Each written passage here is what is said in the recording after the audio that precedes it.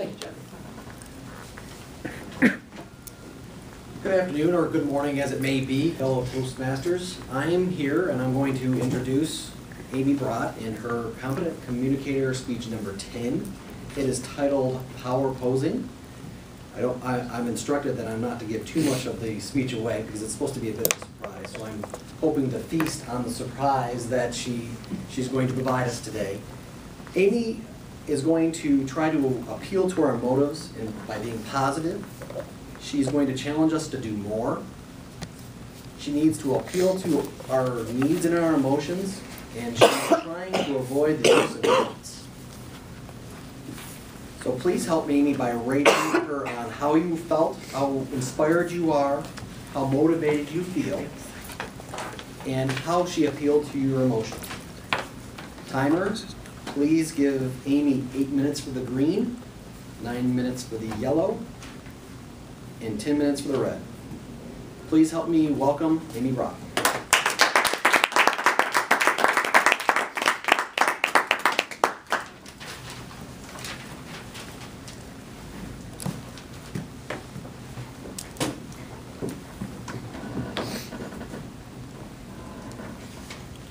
It's 7 to 10, you got that? 8, 9, 10. Yep. Do you need to feel more confident? Do you want to feel a more positive outlook on life? Do you have an interview coming up that you want to really impress and wow them? Do you want a healthy immune system? Do you want to feel more powerful? That is what I'm talking about today. Everyone stop. Take a look about yourself. Where are your feet right now? Where are your knees?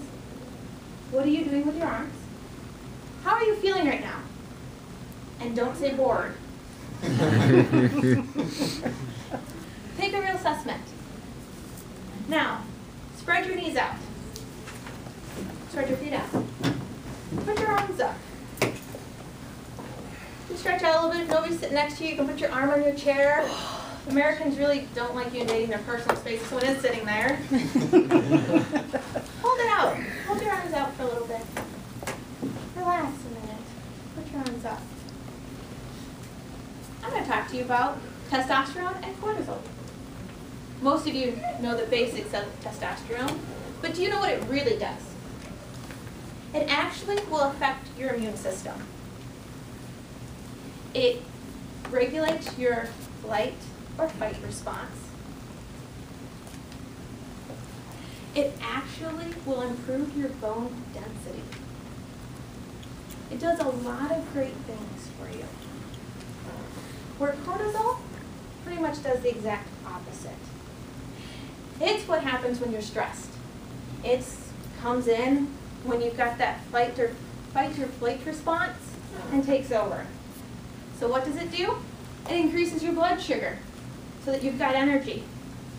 But it only puts it towards the most important aspects of your body, which would be your brain, and things like bones and, your immune system. Those aren't really important when your life is threatened, is it? So, high-stress people, that's when they're always getting sick, because the cortisol is so high. It also has certain side effects with fertility. So those of you trying to have children, you really want to regulate your stress. And the side effect is it can cause miscarriages too. So it's not something to mess with. It also will cause bone loss. Because it's made for you to be able to run away and to survive. Very primal. And you're probably thinking, wait a minute here. Where did this come from? Well, they actually have done studies, and there are testosterone and cortisol in pretty much every living species around. Now, if you're talking fish, they call it something else, but it pretty much does the same exact thing.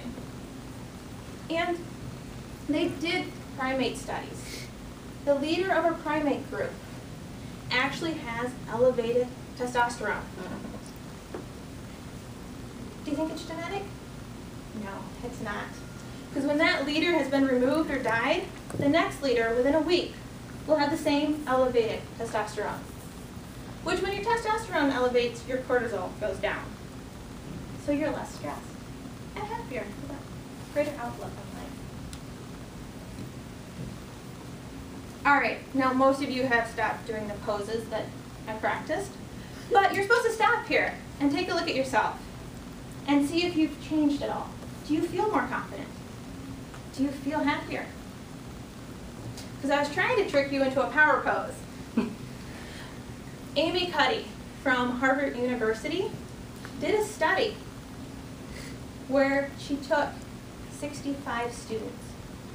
60 of them actually weren't thrown out. 5 of them didn't quite follow directions, so they were gone on the study. So you got 60 people, and they were from all diverse backgrounds. They were different. She did half female, half male, and she had them do these power poses that I'm going to show you in a minute.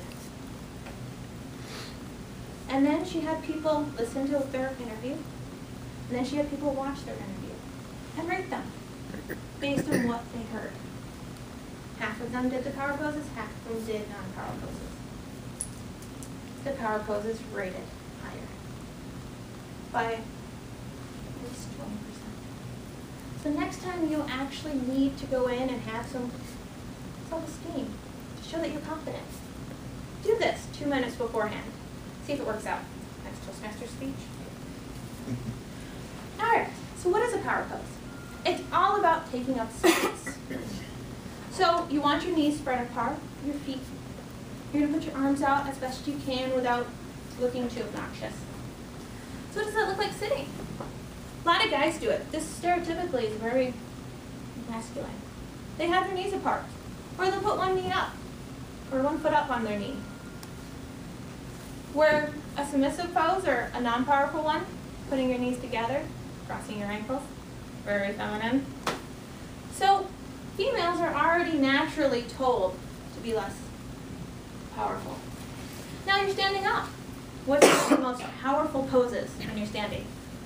This is kind of a funny part. They call it the Wonder Woman.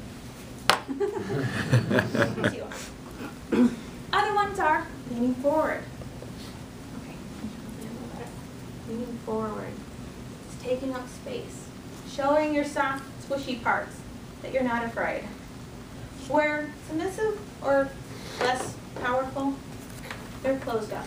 They're protecting that soft, squishy part to make sure that they'll survive. It's very primal. Now, if they're touching their neck, that's one of the most least dominant things you can ever do. And I know it's a bad habit of mine. I've been working on since studying for this.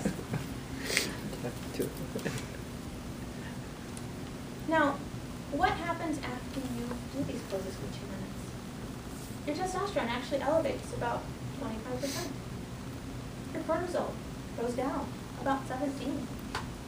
Now what happens after you're doing the submissive ones? Your testosterone lowers about 10%.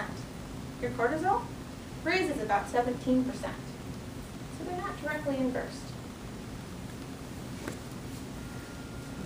Amy Cuddy, actually, she had a car accident when she was a teenager. About 19, she was in college. She was told that she would never graduate from college due to the head injury she suffered. After quite a few years of therapy and very hard work, she actually did finish her bachelor's degree. Eventually went on to get a doctorate and now works at Harvard. She's the one who did this study. Because she found out in her classes, they were based on participation. Women were statistically failing. Why were they failing these courses? Because it was something that she had found out by getting over that head injury and learning to compensate for it, that they were not showing their powerfulness. They were already told that they weren't powerful. I mean, look at the stereotypical woman stance. It's very closed. And so she started this research project and found out this is why, and this is what they need to do. She's actually told some of the students she's mentored to do this. She calls it fake it till you become it. Not fake it till you make it, till you become it. And that is what she did. She faked it till she became it. She took her IQ that had dropped 2 whole scores back up to where it originally was before the accident by doing this. So it really does work. It's throughout the primal kingdom. If you don't believe me, try it. Next Toastmaster speech, hide out in the bathroom for 2 minutes. See if you feel more confident. See if you really rock that next interview. Next time you go into your boss and ask them for a raise. Fake it till you become it. Thank you.